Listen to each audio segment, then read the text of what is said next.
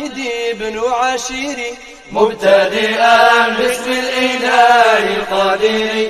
الحمد لله الذي علمنا من العلوم ما به كلفنا. صلى وسلم على محمد وآله وصحبه والمقتدي.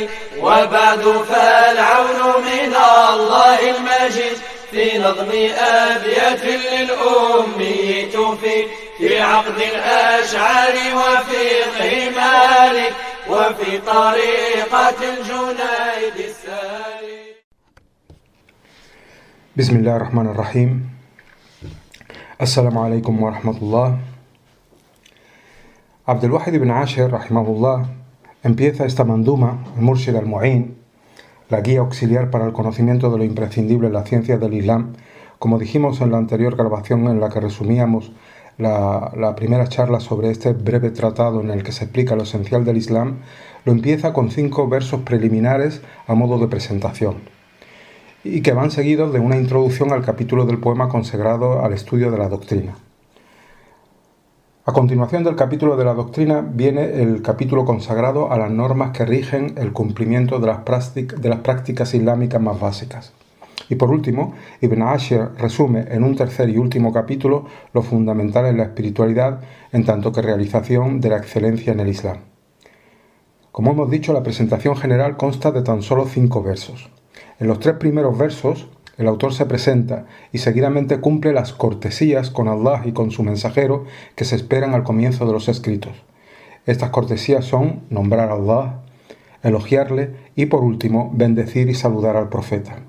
No son una mera formalidad, porque sintetizan la cosmovisión del autor, que en el contexto de una exposición de los principios del Islam es un arranque coherente. Son cortesías que hacen referencia a las claves fundamentales del Islam. De ahí que los comentaristas del Murshid al-Mu'in se explayen desbrozando sus implicaciones y alcances.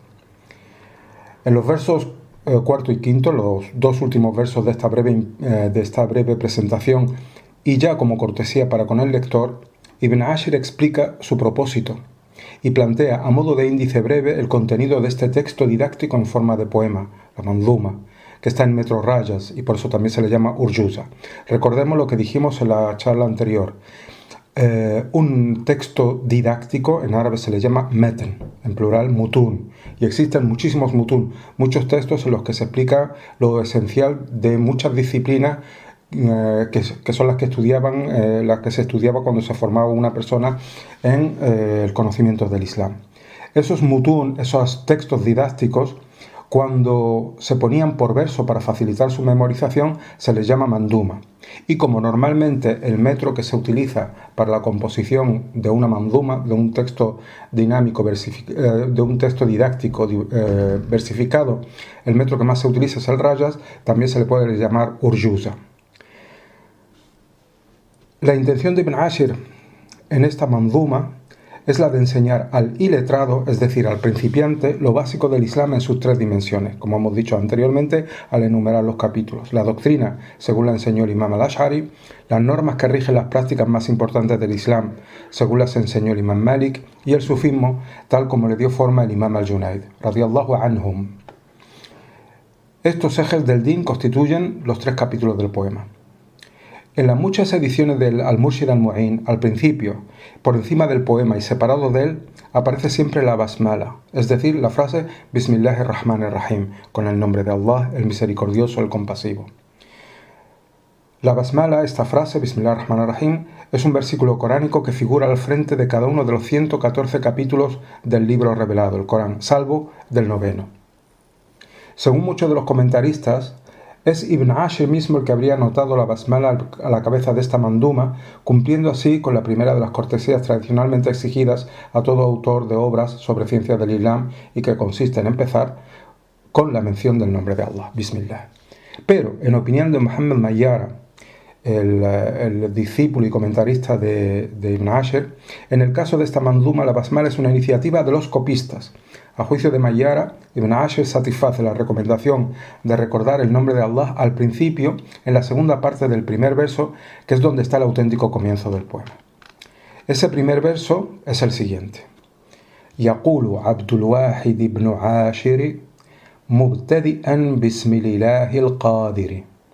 Abdul Wahid ibn Ashir dice, empezando con el nombre del Dios poderoso.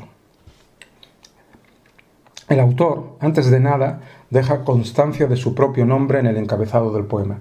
Abdul Wahid ibn Ashir dice, Yaqulu Abdul Wahid ibn Ashir. Y es porque el testimonio de un anónimo es inadmisible en la comunicación del Islam y es inaceptable para su práctica o para justificar respuestas a las consultas de los musulmanes. Muhammad Mayyara lo comenta afirmando: Ibn Ashir se atribuye el poema porque saber quién es el autor de un libro es cosa importante. Es bien sabido que no es legítimo actuar o proponer decisiones que pretendan ser válidas para la comunidad, las fatwas, a partir de escritos cuyos autores se desconocen o que no esté reconocida la validez de lo que pone en ellos. En definitiva, según esto, el Islam solo puede ser recogido de sabios de reconocida solvencia y prestigio sobre cuyo buen hacer y honestidad haya garantías. Solo sobre esas bases se puede fundamentar la práctica personal del Islam y toda recomendación propuesta a la comunidad. De lo contrario, se incurre en una grave irresponsabilidad. Todo dato debe ser atribuido al narrador que lo transmite, y las opiniones se han de adjudicar a quien las haya enunciado, y todo ello tiene que ser documentado debidamente o de lo contrario, cualquiera podría decir lo que quisiera, como sentencia un dístico primitivo en el Islam enunciado por el erudito Abdullah ibn al-Mubarak, que dijo: la genealogía del saber, el isnad, la genealogía del saber forma parte de la religión, forma parte del Islam. Si no fuese así, cualquiera podría decir lo que quisiera. La cadena de transmisores que comunican una información, esa cadena se la llama en árabe sanad o isnad, la cadena de transmisores que comunica una información en el Islam juega el papel de la cadena de custodia de una prueba. Y de ahí la muchas veces larga mención de listas con la sucesión encadenada de nombres propios de transmisores que preceden a los relatos en las obras musulmanes tradicionales, que son enojosas para los que no son expertos, pero son imprescindibles para estos a la hora de valorar el grado de credibilidad que hay que prestarles. En el mismo sentido, el imán Muhammad ibn Sirin dijo: esta ciencia es el camino hacia Allah, vigilad de quien la tomáis. En este contexto hay que recordar que en el Islam no existe ninguna institución de autoridad inapelable que dicte lo que hay que saber y hacer, sino que el conocimiento es una empresa a la vez individual y comunitaria que atañe a todos, y su propósito es lograr la convicción en lo personal y el consenso en lo común. De ahí la importancia del esfuerzo intelectual, el llamado ijtihad, en las ciencias islámicas, pues no hay otra forma de llegar a un convencimiento serio o a un acuerdo que comprometa a los musulmanes. El imam en derecho maliki y gran erudito de origen amazigh, Shihabuddin al-Qarafi, citado por Mayyara en su comentario mayor, avisaba que había que tener especial cuidado con las obras recientes o extrañas, porque quizás no ha dado tiempo a su escrutinio ni han sido debatidas y contrastadas por los expertos. Por su parte, Ibn Hamdún, en sus propias anotaciones marginales al comentario de Mayyara, amplía las ideas anteriores con otra puntualización que consiste en la pertinente advertencia que hacen los mayores imames del maliquismo, citando entre ellos a Al-Qabisi, Al-Lajmi e Ibn Rushd, el abuelo de Averroes, las advertencias que hicieron estos grandes imames contra el saber autodidacta en estos campos. Antes de llegar a conclusiones, incluso a partir de libros validados y cuyos autores sean conocidos, primero deben haber sido estudiados bajo la dirección de maestros competentes. A continuación, Ibn Hamdún, para subrayarlo, transcribe unos ilustradores versos de Abu Hayyan al-Andalusi, quien dijo: «Cree el idiota que los libros guían a comprender las sutilezas al dotado de entendimiento. El ignorante no sabe que contienen sutilezas oscuras que desconciertan la inteligencia del más erudito.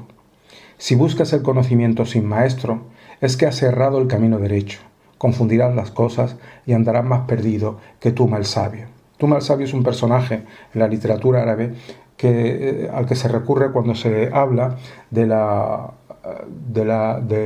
interpretaciones erróneas que se hacen de textos escritos. Por ello se ha dicho: quien solo aprende de los libros está más cerca del error que del acierto. Todo esto quiere decir que la presencia del maestro, del sheikh, a la hora de aprender el Islam es absolutamente necesaria.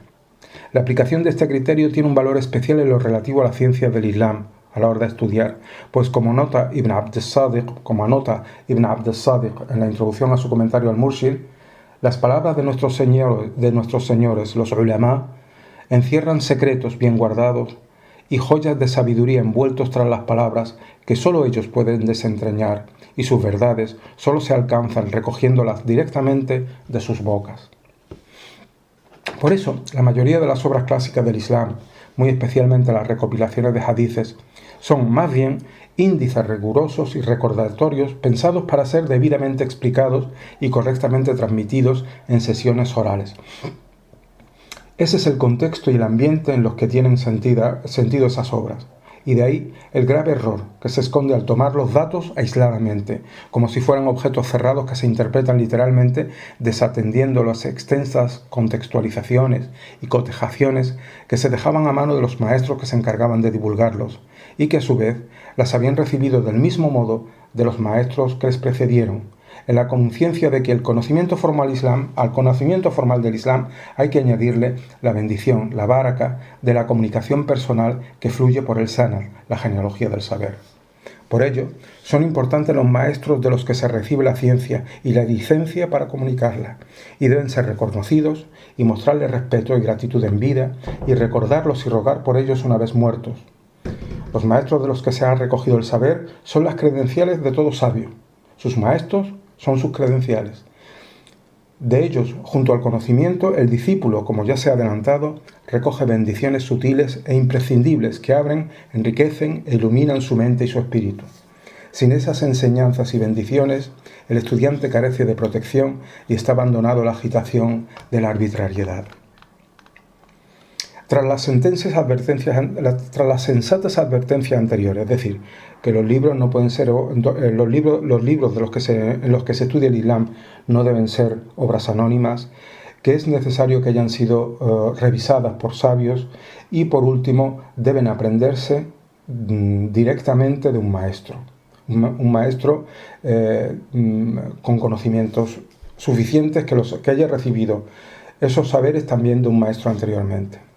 Tras esta sensata advertencia contra el anonimato de las obras y sobre las insuficiencias del aprendizaje sin maestro y la necesidad de que el maestro, el sheikh, sea bien conocido, advertencias que tienen especial validez en la actualidad, Mayara, el comentarista, ofrece esta breve semblanza, más amplia en su comentario mayor, del autor del Murshid, Abdul-Wahid ibn Ashir, rahimahullah, y de quien él mismo fue discípulo. Mayara dice: se trata de Abdul-Wahid ibn Ahmad ibn Ali ibn Ashir, al-Ansari de genealogía, al-Andalusi de origen, al-Fasi de residencia y formación, Allah se haya apiadado de él. Fue un sabio, un alim, que actuó. Un sabio que actúa según su ciencia se le llama en árabe alim, y forma una expresión con la palabra alim. Amil significa sabio que actúa conforme a lo que sabe.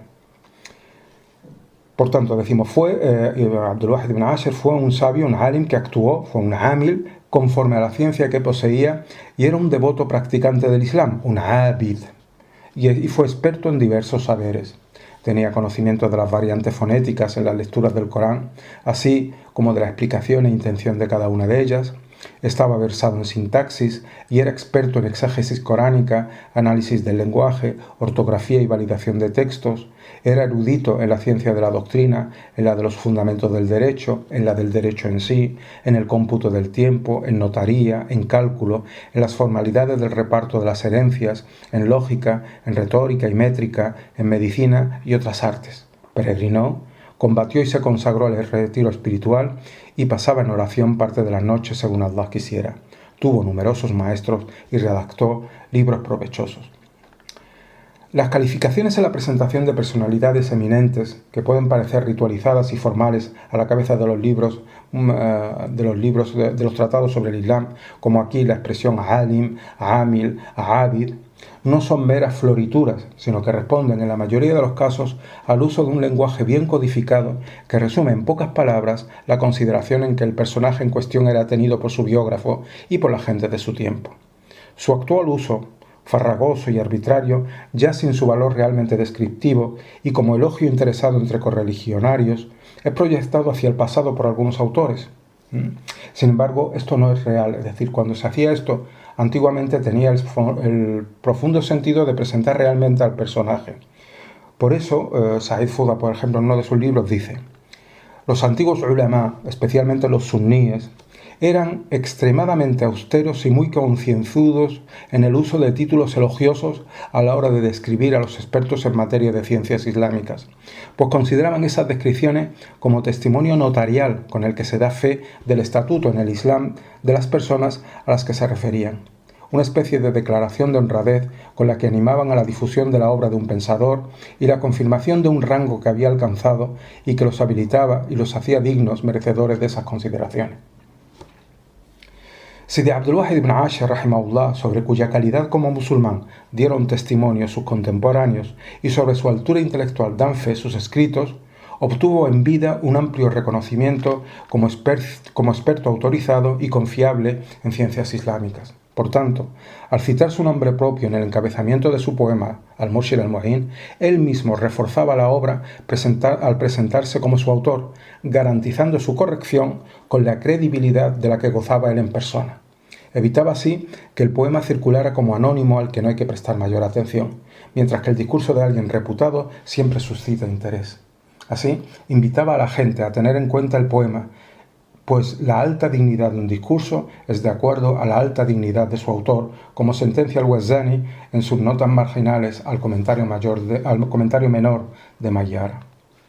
Y también, en segundo lugar, e implícitamente, el autor, al citarse a sí mismo, al dar su nombre, se ofrece de ese modo a los ruegos en su favor de aquellos que aprendan de él. Es cortesía y deber del buscador de conocimiento de todo estudiante mostrar respeto y gratitud hacia la persona a la que haya aceptado como maestro, como sheikh, y de la que recoge el saber, y está moralmente obligado a reconocer sus derechos, a honrarla, ponerse a su servicio con humildad y pedir a Allah toda suerte de bondades en su favor, tanto mientras aún esté en vida como tras su muerte, pues el respeto que merece un musulmán vivo lo merece una vez fallecido. El profeta Rasulullah sallallahu alaihi wasallam dijo: quien no sabe dar las gracias a la gente no sabe darlas a Allah. Y también dijo: recompensad a quien os haga un favor. Si no podéis hacerlo, rogad a Allah por esa persona. Esa disposición favorable hacia los maestros herederos de los profetas, los ulama, sucesores unos de otros en sólida trabazón, hace que el aspirante al saber en el Islam remonte hasta el enviado como misericordia, a Rasulullah sallallahu alaihi wasallam, fuente de la que emanan los conocimientos valiosos y son la actualización de su presencia. Todo comunicador de conocimiento, al margen de las circunstancias y trascendiendo los rasgos de la personalidad de cada uno de ellos, en su gesto al enseñar, con ello, cumple una función profética, que es la del balagh, la comunicación. Por último, en tercer lugar, el saber es un motivo legítimo de orgullo, y por eso nada se puede reprochar a un autor por mencionarse en su obra. Al mérito intrínseco del saber se añade el de hacerlo fluir entre la gente. Por ello, quien ha alcanzado un saber y después ha tenido la fortuna de comunicarlo a los demás y con ello darle salida, puede considerarse favorecido por Allah, que en el Corán dice: en cuanto al favor de Allah, proclámalo, legitimando así el amor propio fruto de un acto honesto. Parte del favor de Allah hacia la humanidad son los sabios que difunden entre la gente lo que las beneficia y les sirve de utilidad en esta vida y en la venidera. La ciencia del Islam y los nombres propios que las acompañan son un venero de bendiciones en sí para los demás. Como dijo Maulana Rasulullah sallallahu alaihi wasallam, la acción de los hombres se interrumpe con la muerte, salvo la de tres de ellos: la de quien hace un bien de generosidad que tiene continuidad tras su muerte, la del que lega ciencia de la que se sigue sacando provecho y la del que deja un buen hijo que ruegue en favor de él. Como ya se ha señalado, los maestros y también los discípulos de un autor son sus credenciales. Mayyara, en su comentario mayor, enumera algunos de los sabios que enseñaron a Ibn Ashir. Por su parte, Ibn Hamdun señala entre todos esos maestros uno en particular, a Sidi Muhammad al-Tujibi, que además era santo, era un wali. Y dice Ibn Hamdun: entre sus manos, Ibn Ashir fue bendecido con amplitud de pecho para acoger el saber. Ocurrió otro tanto a la mayoría de los sabios en las disciplinas formales del Islam, que destacaron por la fuerza de su memoria y su agudeza intelectual. Así le sucedió a Ibn Shuraih, después de frecuentar al-Junayd, y también a al-Izz ibn Abd Salam, tras su encuentro con Abul Hasan al-Shadili, e igualmente a Ibn Daqiq al-Eid, que estudió bajo la autoridad de Abul Abbas al-Mursi. Al igual que este poema didáctico no es una obra anónima, y al empezar su autor se cita a sí mismo, del mismo modo el universo entero tampoco es un libro anónimo, y comienza también con el nombre de su creador, Bismillah, con el nombre de Allah. Esta expresión que los musulmanes repiten al principio de todo acto de relevancia, y escribir un libro sin duda lo es porque es enseñanza y difusión del saber, esta frase recibe el nombre de Basmala. Bismillah, con el nombre de Allah. En el primer verso, después de mencionar su propio nombre, Ibn Ashir, parafraseando la Basmala, dice, empezando con el nombre del Dios poderoso. Abdul Wahid ibn Ashir dice, empezando con el nombre del Dios poderoso. Ese es el principio de la obra. Esas son sus primeras palabras realmente. Tras presentarse y adjudicarse el poema, Abdul Wahid ibn Ashir, rahimahullah, inaugura su tratado como debe hacerse, con el nombre de Allah, que es creador y soporte real y constante de todo lo que existe. Se refiere a él aquí llamándolo al-Ilah poderoso, el Dios poderoso, al-Ilah al-Qadir, invitando así a tomar conciencia de él y del alcance de su nombre, remitiéndose y remitiéndolo todo a él, en tanto que Allah crea al ser en la nada y una vez creado, la sostiene a cada instante, determinándolo y rigiéndolo, pues si lo abandonara se diluiría en su nada esencial. Ese es el poder verdadero que no tiene par ni contrincante. El término árabe ilah, que se traduce por Dios, por divinidad, sirve de designación a la idea de lo que no depende de nada y de lo que todo depende, o lo que es lo mismo, lo que no necesita de nada y todo lo necesita, lo imprescindible, lo libre en sí mismo y a lo que todo está sujeto, y por ende es lo único acreedor de ser adorado. Allah, el Ilah, es merecedor, mustahiq, de adoración exclusiva, es decir, es en quien tiene sentido y razón el acto humano de adoración, la ibada, que es el reconocimiento, es rendición y es subordinación a lo aludido con el término Ilah, en consonancia con la existencia entera, que surge, está sometida y se desenvuelve en él, con él, regida por él y retorna a él, pues es suya. Lo anterior es lo significado por la preposición bi, con, Bismillah, con Allah, con el nombre de Allah. El creyente añade a ello, es decir, a la consustancial dependencia de todo lo existente respecto a Allah, al hacerlo desde la conciencia, y con ello lo convierte en una elección y en un acto meritorio. En la ciencia del Kalam se llama a lo que no depende de nada y de lo que todo depende con la denominación aséptica de wajib al-wujud, wajib al-wujud, el ser necesario y obligado. Es decir, lo que existe y se sostiene en sí mismo, sin requerir de un creador anterior ni de lo que lo mantenga en el ser, y a su vez es la razón de nuestro universo y de todo lo que existe en él, ya sean seres o fenómenos. Todo tiene necesariamente un origen y un soporte al que se aferra y que le da consistencia. Pero el Ilah, origen y sostén de todo, no los tiene. Se llega a la intuición del wajib al-wujub tras una meditación capaz de trascenderse y abstraer. El wajib al-wujud, el ser necesario, es decir, el Ilah verdadero, es lo que sea anterior a todo, lo previo y lo constante en todo, la razón de los seres y el soporte ininterrumpido de su existencia. Es el real que hace reales las cosas. El Corán y los sufíes lo llaman al-Haq, la verdad, pero su nombre propio es Allah. Con la mención de su nombre, Ibn Ashir se sumerge en Allah, lo reduce y lo reconduce todo a él, porque él es la verdad una en la que reside el omnipoder, que hace surgir todo en medio de la nada irrepresentable, y vertebra, y respalda a los seres y los fenómenos, y está presente en su raíz, sostiene su continuidad, y está en su vida y en su muerte, en su aparecer y en su desvanecerse, y en su destino en la eternidad. Y al calificarlo como el poderoso, al-Qadir, se libera de la impresión de autosuficiencia de su propia alma, renunciando a las ficciones de poder y liberándose de ellas. No hay fuerza ni poder salvo en Allah, la hawla wa la quwwata illa billah.